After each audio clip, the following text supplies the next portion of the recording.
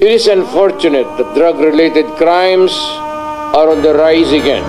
Every day you can read about children being raped, people getting killed and robbed, and just recently a drug den was raided within the Malacañang complex.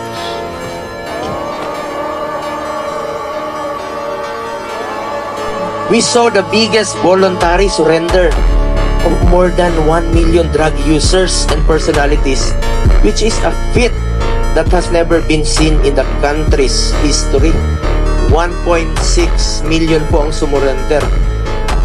First 6 months po ito. Kulang na kulang nga po yung mga lugar, no, kung saan sila magsusurrender. Nagkulang po ang mga preso dahil sa dami po ng nagsurrender.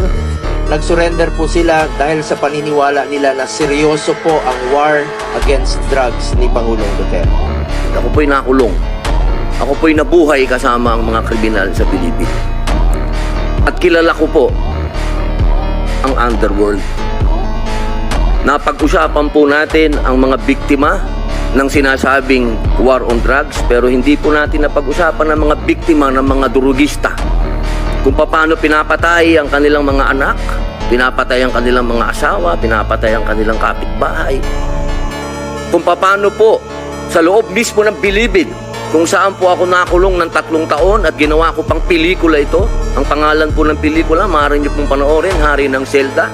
Dito po ay binunyag ko na sa loob mismo ng Bilibid ay nagluluto ng shabu.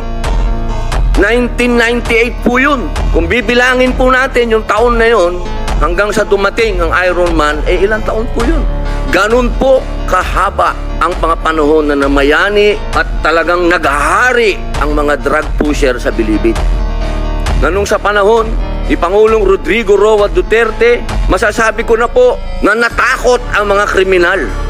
Wala pa po siyang ginagawa. Doon lang sa commercial niya na last Christmas yun na to, natakot na ho ang napakaraming kriminal. Ako'y tao lamang.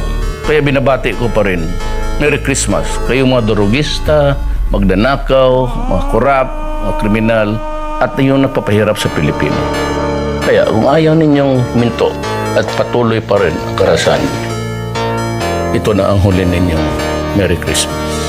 Ang hinahangaan po naming pinakamagaling na Pangulo ng Pilipinas,